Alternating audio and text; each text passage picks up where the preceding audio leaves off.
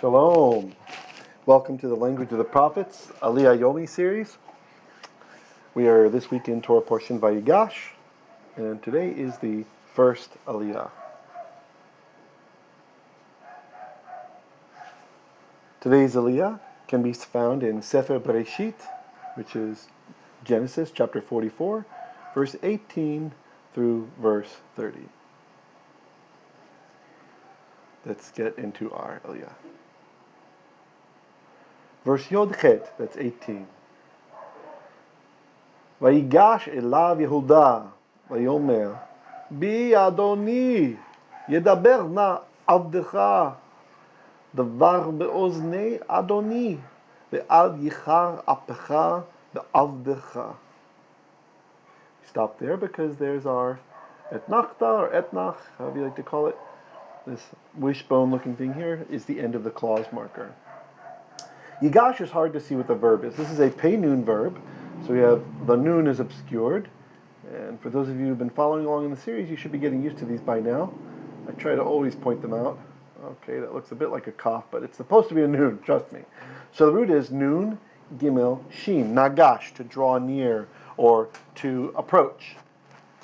And so it says, so yigash is the imperfect. He will draw near, he will approach, right? Or he draws near. But the vav is the vav consecutive or vav conversive, whatever you like to call that. And so the time swaps. So it means something like, then Yehudah approached Aliya unto pronominal suffix for him, unto him. And this here, you'll notice this unto him, these little participles, indirect objects, etc., a lot of times they like to slip in between the verb and the subject. So even though our normal order is verb followed by subject, oftentimes you'll see these little words like this slip in there, in between, before the subject, especially short ones like li, bi, b'cha, etc., that kind of thing. So then Yehudah approached him, or drew near to him, literally. Vayomer, another imperfect, and he said, Bi. Now I marked this because this is not that common of a phrase, but we do see it in the Torah. We see Moshe Rabbeinu uses this word in the incident with the burning bush, where the Memra calls out to him, and he's speaking to him, and gives him the mission, and Moshe Rabbeinu isn't up to the task, or he doesn't feel up to the task. He says, Be. And that's like, please. So don't misinterpret it for in me. It's not meaning in me, all right, or something like this. But clearly in context, it's begging. Please, be. Adoni.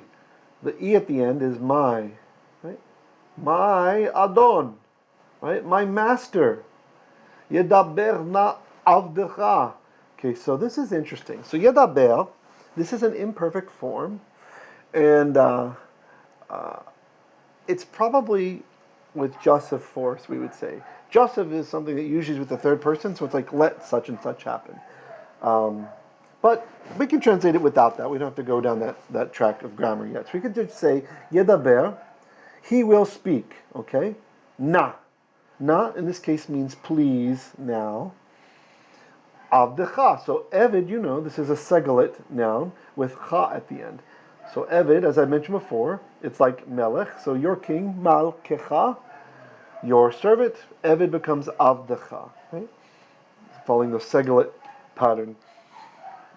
So because he's doing this kind of court speech language here, he puts himself in the third person. So he's like, let your servant speak, please. Or your servant will speak now, please.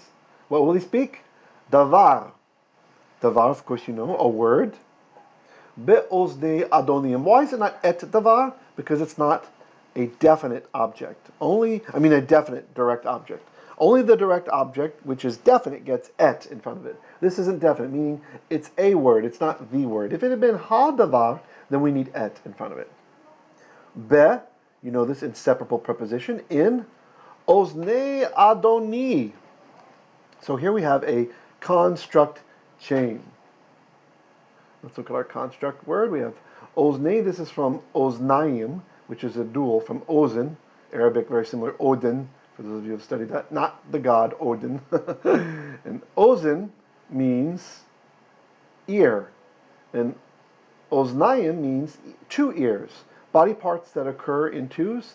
The plural of them in Hebrew is usually in the dual, like einayim is two eyes, right? The ayim means two at the end. Oznayim, two ears. Yadayim, two arms. Raglayim, 2 feet.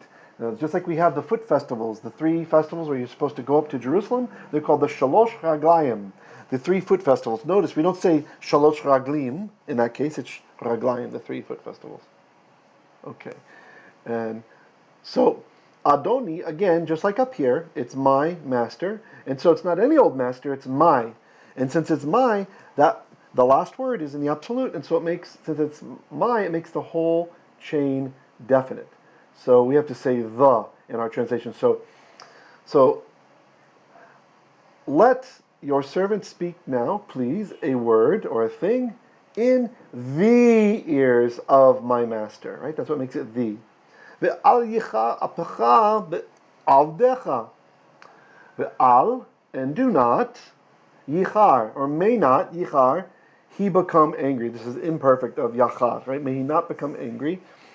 It's a little bit strange. I don't want to get into all the details on this one right now, but basically it's a pei yod verb, which means the verb starts with a yod, and since the third person imperfect, look like we have here with yigash, you have to prefix a yod there. Here the nun went away, so the yod just kind of absorbs that extra yod. That's basically what's happening. Okay, so, and you'll notice the vowels are the same pattern we would expect. Chirek patach, chirek patach. Okay, so yichar means he will become hot, right, which is idiomatic for anger. But look, there's even more in here. So yichar will become hot. Apecha, your nose, well, your nostril, really is what that's saying. And the word nostril means anger as well, metaphorically in Hebrew. So do not let your anger grow hot, right? Like, don't get really ticked off. Al, he says al. It's interesting. Al means like right now. If you want to get angry later, okay. He's not saying lo. He's not giving him a command, don't ever do it, right? Like lo tignov, don't murder.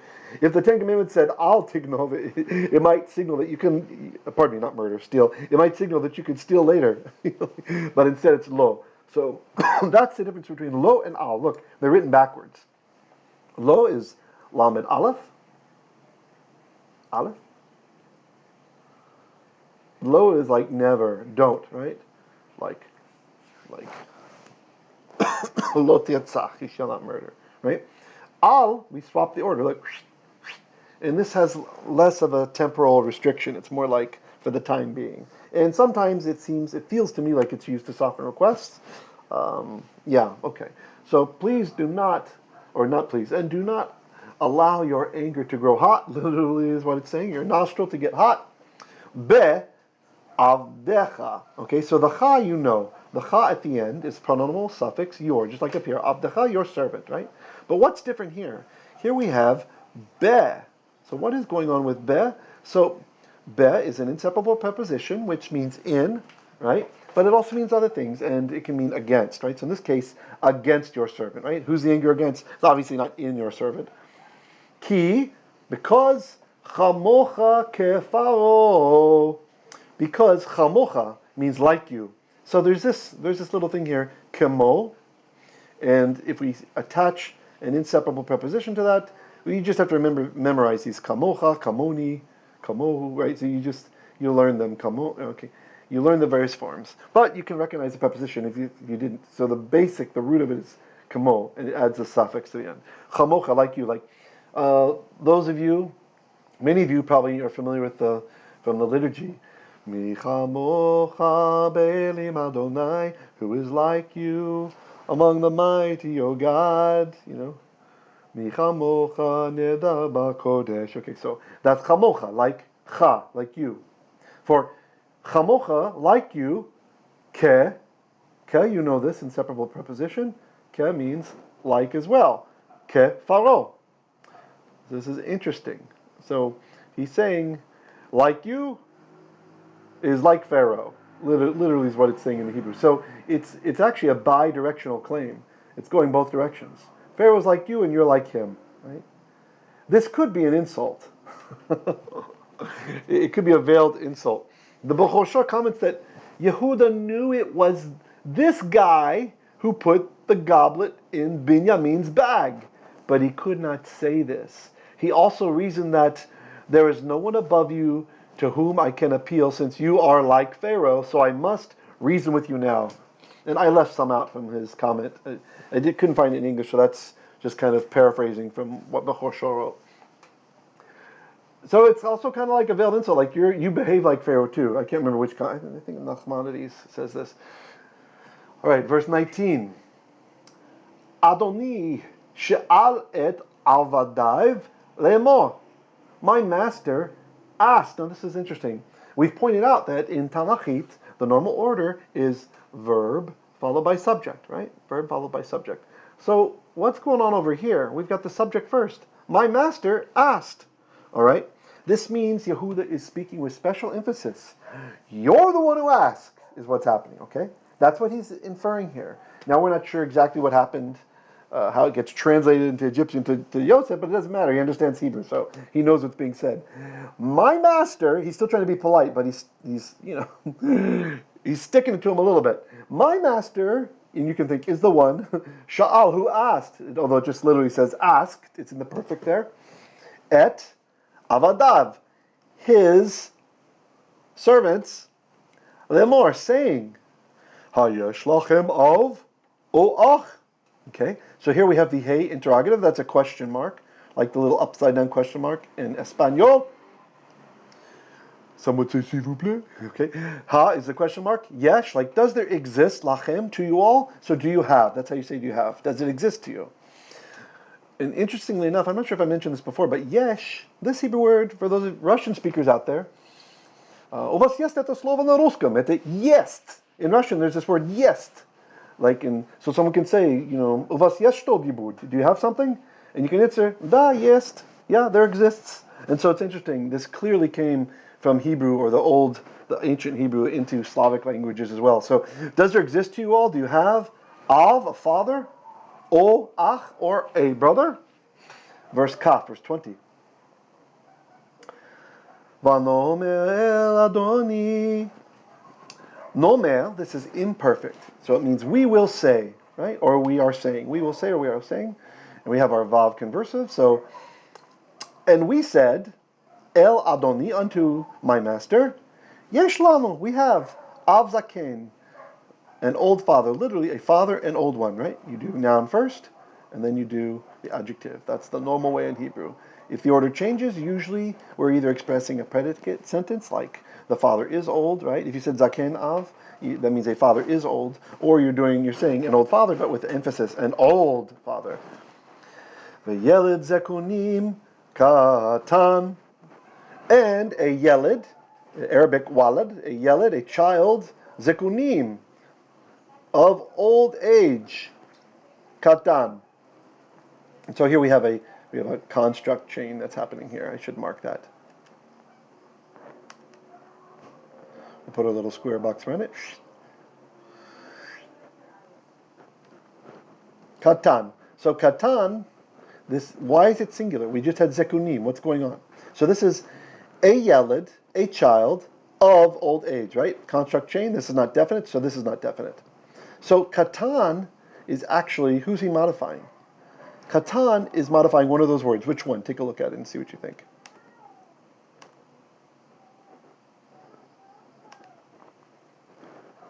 Katan, let's highlight it, is modifying yeled, the noun.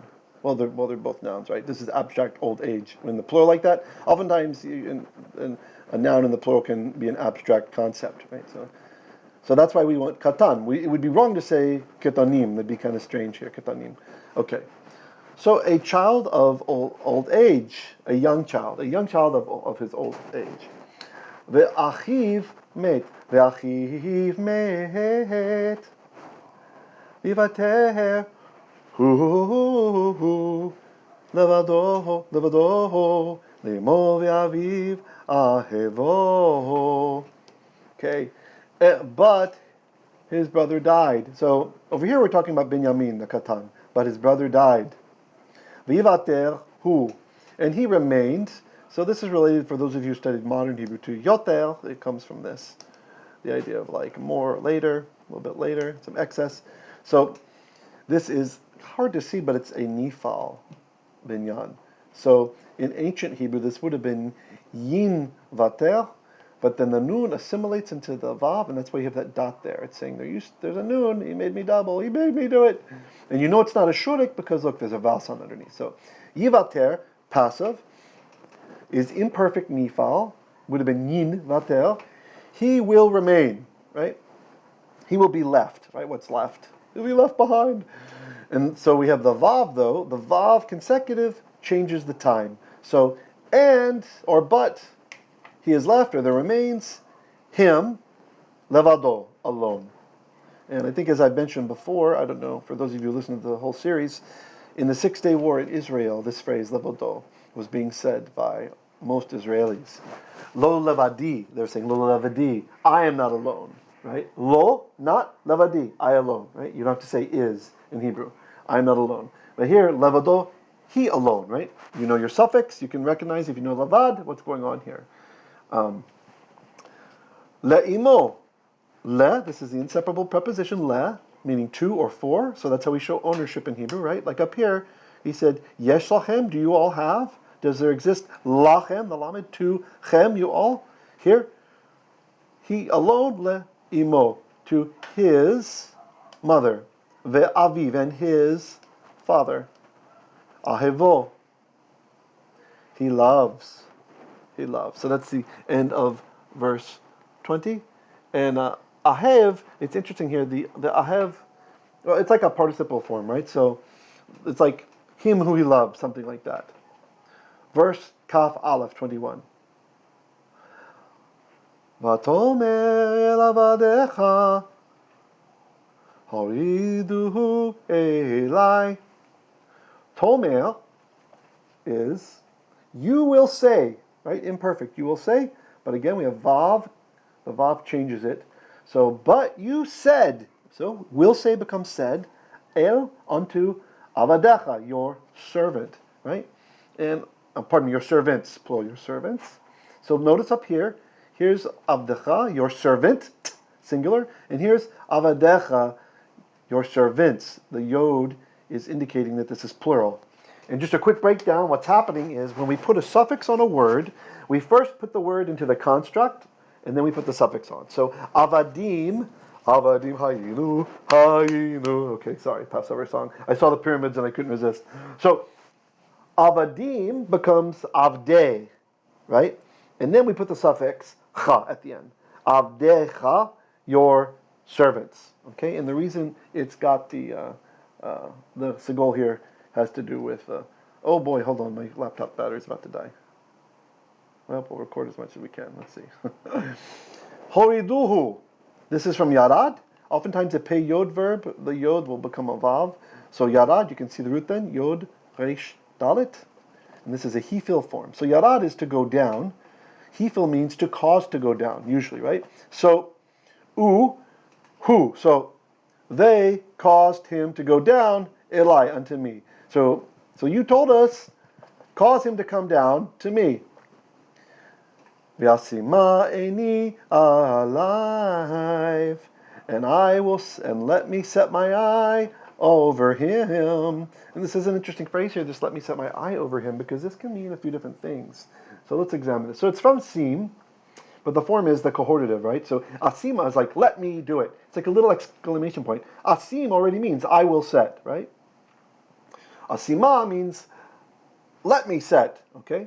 So Sforno comments, I thought you meant that you will personally protect him, that the idea is that his eye will be on him. Like, don't worry, I understand he's precious to your father, I will set my eye on him, right? So Yehudah is saying, according to Sforno, look, this happened, he's kind of going around about without, the guy's like Pharaoh, right? So he has to be careful. But he's saying, you said you'd watch him.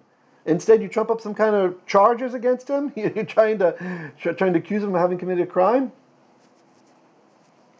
And it's interesting, according to the Targum Yerushalmi, the Aramaic says, it translates this blue part, Machus eini aloi.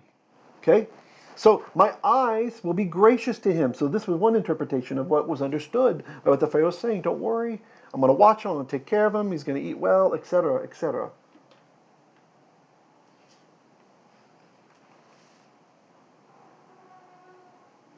Verse 22. Okay, I'm going to speed up a little bit because I'm a little bit. I did bring my battery cable down to the basement. Vanomer el Adoni lo yuchal hana'ar la'azov et aviv. Nomer, we will say, vanomer, and we said, but we said, el Adoni, unto my master, lo yuchal. Yuchal means to be able to, right? Lo yuchal hana'ar. The lad is not able to la'azov. This is an infinitive, to abandon. The reason this is a patach, there's nothing about ha, the going on here. You have a composite schwa. You can't have two schwas in a row at the beginning, so this one lengthens to the sound of the composite schwa. That's why it's ah. La'azov, to abandon et aviv, his father. Ve'azav et aviv vamet. And if he abandons his father, then he will die. So this is kind of some stuff that's happening with the vavs you'll get used to. So Rashi comments, if he leaves his father, we shall be in anxiety lest he die on the journey, because indeed his mother died during our journey, right? So they have reason to have angst about this. Sforno chimes in, from the moment he will have left his father, he will pine for his father and become sick or die. So Sforno thinks that Yehudah is saying that just if he leaves his father, they're so attached, he's going to be so homesick and daddy sick that he'll get sick and maybe die when you add the pains of a journey to it. Pains in times of famine, journey in times of famine. So he definitely wouldn't have his full stamina, and constitution would be decreased. Verse 23. Vatomer el avadecha im lo yered achichem hakaton itchem. But you said unto your servants, if your brother does not come down, so yered is he will come down. If he will not come down, which one? Hakaton, right? So this is whoop, going back to brother. Oh, here, right there. Achichem hakaton, the younger one, right? If your younger brother doesn't come back, and it has to be the because chem already makes it definite. So here's our noun. Here's our adjective that has to agree. Itchem, with you. All, you all. Lo tosifu underot panai.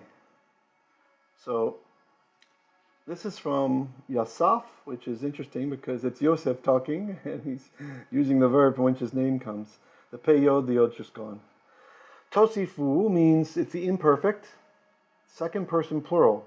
It means you will add, or you will continue, or you will more, basically, right? And here he's got the paragogic noon. Look at that guy. So this is basically like an exclamation point at the end of the sentence. Okay, at the end of the word, I mean. You don't need it there. Tosifu means you will. And the noon, I mean, there's some argument about this among scholars, what it means, but I think it's pretty clear. Oftentimes it means exclamation point. So, lo tosifun, you all will no longer have to show that noon in there somehow. Lirot, to see, panai, my face.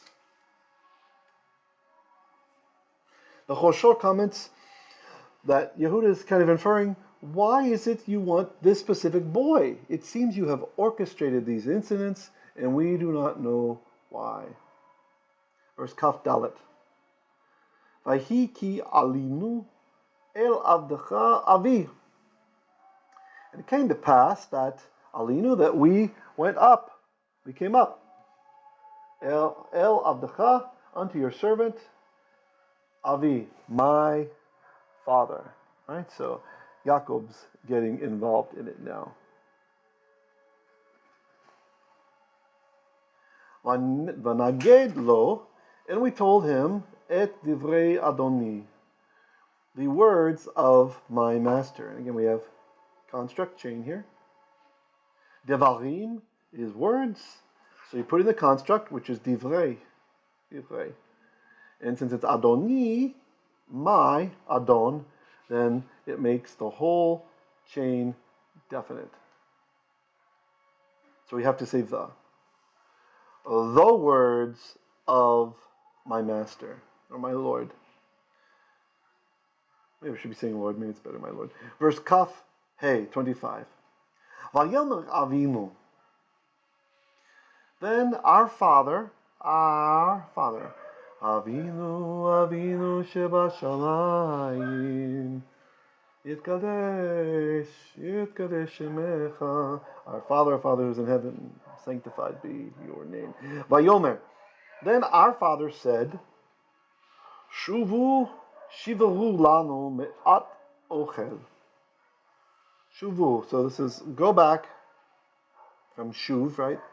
It's a hollow verb, so the vav is missing. So the root is shin, vav, and veit. Shivru. So don't get confused with this shivru. This shivru looks just like shavar, to break. But this is shavar number 2, which means acquire grain. Okay? So maybe, who knows, maybe it developed because of the breaking process of the grain or something like that, but no one really knows. But they look exactly the same and they're different words. So return and buy, this is an imperative. These are both plural imperatives. Return, buy, lano, for us, me'at, a little bit of ochel, food. According to Nachmanides, he's talking about Yehudah's state of mind now. He says, our father was completely willing to let Shimon remain in jail in order to not send Binyamin here. He was only willing to send Binyamin when we were faced with starvation. Verse Kaf Vav. Vanomer lo nuchal laredet. Nomer, we will say, becomes, and we said, but we said, lo nuchal, we are unable to, and by the way, the verb is yachal, to be able to. The yod, it does this little vav thing. Laredet, okay, so this is yarad, is the verb. Yod, it's hard to see because the yod's gone. Reish, dalet, yarad, means to go down, to descend, to leave the land of Israel today. It means to go, if you go be a worker overseas, you're going down. You're lowering your spiritual state, leaving a holy place, going to somewhere else in the rest of the world. Laredet is the infinitive form, to descend. We are not able to go down, right? Im yesh achinu. Im is kind of a weird bird. You just have to be flexible with this guy. So in this case, it's like unless yesh, there exists, there is achinu, our brother, hakaton, the younger one, itano, with us. Ve'yaradnu ki lo nuchal le'ot pnei ha'ish ve'achinu hakaton einenu itano. And this, I think, is probably vav emphaticum, which is a little bit advanced. So it's like emphasizing vav. If we will go down, we will only go down if, or we can't go down. Okay, if we go down, it's kind of convoluted. Kilol that we're not able to go down. Okay, if we go down, then we're not able to see the face of the man. Construct chain. So yeah, we can go down without him, but if we go down, or when we go down, we can't see the face of the man. Okay, again, the makes the whole thing the, right? The achinu, when our brother, hakaton, the younger one, einenu, is not new, with us, itano, with us.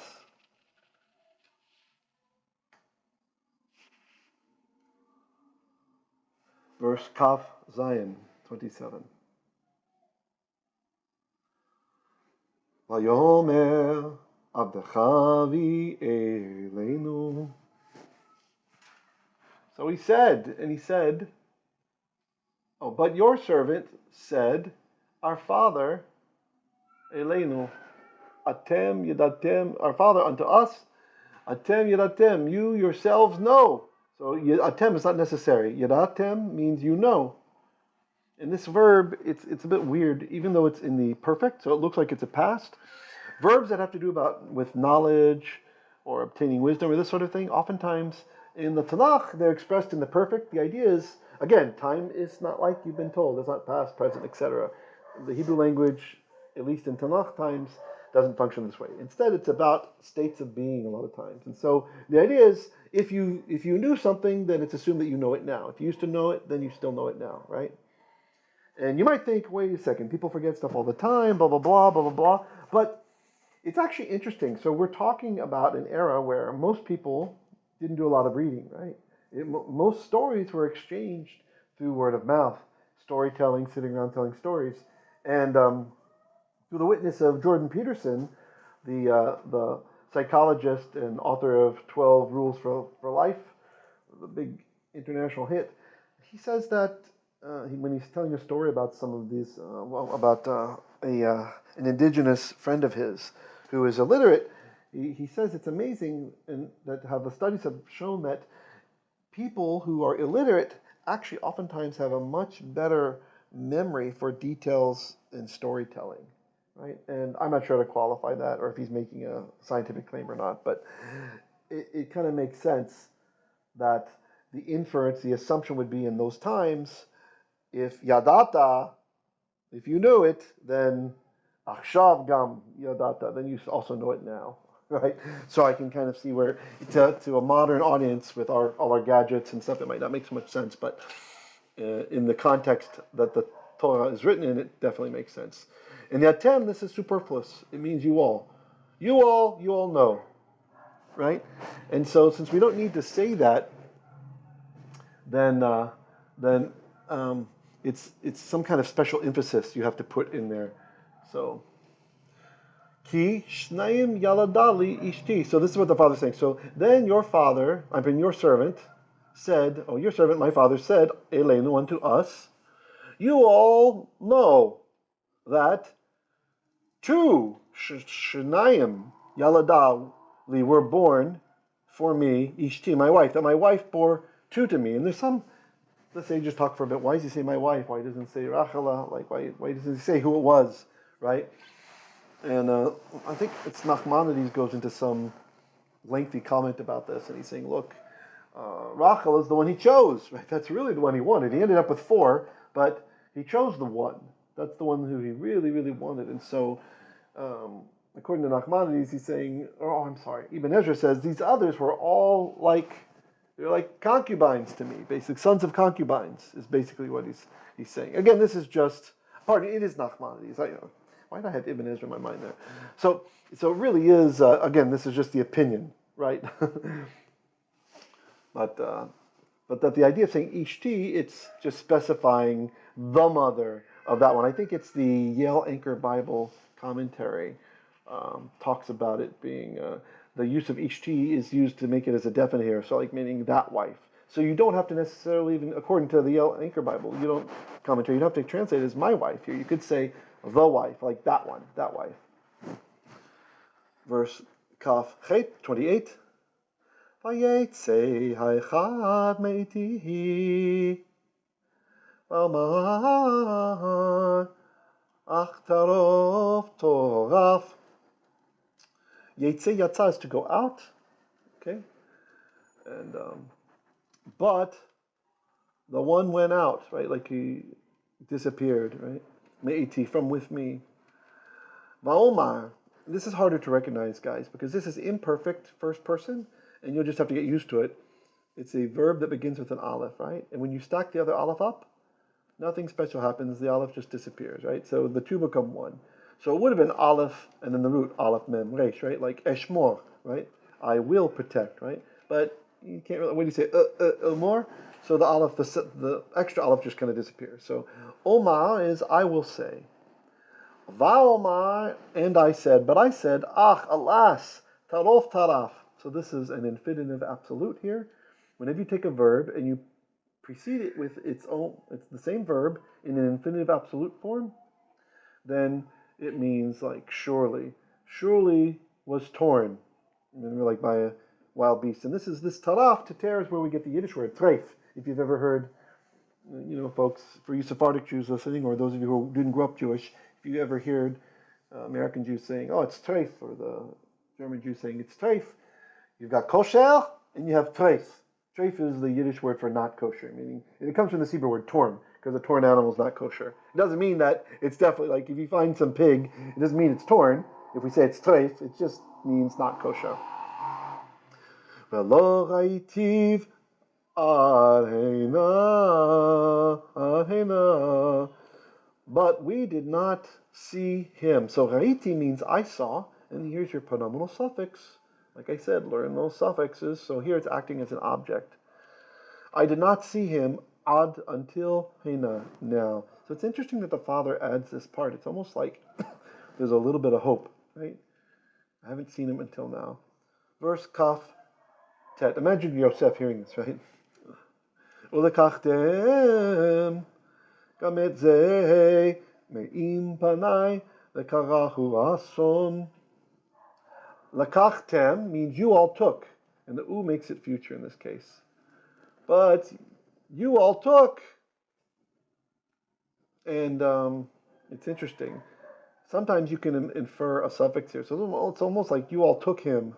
When you all took, gam et ze, also this one, me'im panai, from before my face, the karahu ason, and he's saying like, what if it happens? And kara is to happen, to occur, who, upon him, and ason is like a lethal accident, right, is what it means. I'm not sure if we have a exact word for that in English, this one word in Hebrew.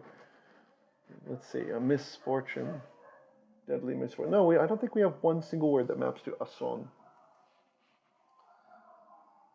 V'horadtem et sevati b'ra'a she'ola. Okay, so yarad, this is yarad, that vav comes from the yod, yarad, to go down. It's a hefil, so horadtem means you all caused to go down. The vav here is more like then, right? Then you all will have caused. It's like subjunctive in Greek for you Greek students. Will have caused to go down. What's the object? Sevati. Seva with a hey means a gray head. It's a gray head. It's like a word for an old person. And then the e, the suffix, we have to first put it into construct. So sevati is my head, my gray head. Bera'a, in bad situations, literally in evilness, right? In evil. She'ola. This is hey locative, direction towards Sheol, the grave. So you would bring my gray head down to the grave evilly, right? Bera'a, something like evilly, like because of bad things. It's not a nice thing. Lamed. Okay, let's do this.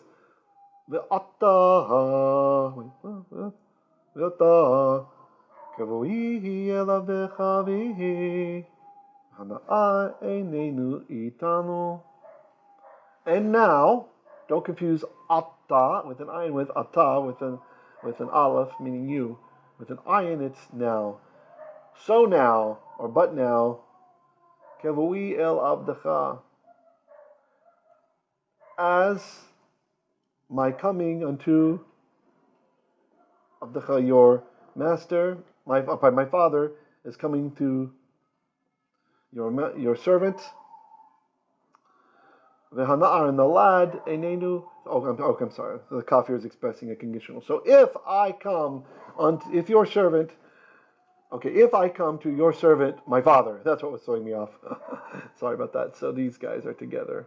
This is a positive, like a comma in English, right? You might have like your servant, comma, my father. So if I come to your servant, my father, he's clarifying who your servant is, and the lad, enenu, is not with us, itano, is not with us, benafsho kashurah benafsho, and his soul, his life force is kashurah. This is from the verb kashar, is bound up. It's feminine because nephesh is feminine, even though you can't tell. It is bound up benafsho, with his life force, with his soul, right? But really it's more than soul, right? It's kind of weird. It's talking life force because he's talking about they might die, right?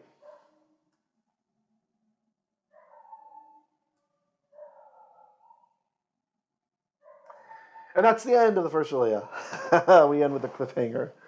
So look, I greatly value your prayers as I struggle with time constraints. You probably noticed this first Aliyah is a bit late this week. I want to make more content for you guys. I don't like to ask for money. If Hashem moves you, and you want to stand with this ministry financially, please look down at the video details below, and we'll have detail there how you can contribute. Otherwise, we're more than happy to have you praying for us. Pray for me specifically that I can have the time to make these videos. I want to have all the Aliyot for you guys every week and more. And it's I'm tempted just to blow through them, but I really want to have I want to have it looking nice and do it right. So pray for me that the time constraints will be lifted, and if you want to give, please go ahead and give to help so that there can be more time, because I can spend less time on money making opportunities to make a living if I can have some finances coming in to help with the Aliyot, yomi. All right, be blessed, continue your Hebrew, do great work, keep studying, and I will hopefully see you again tomorrow.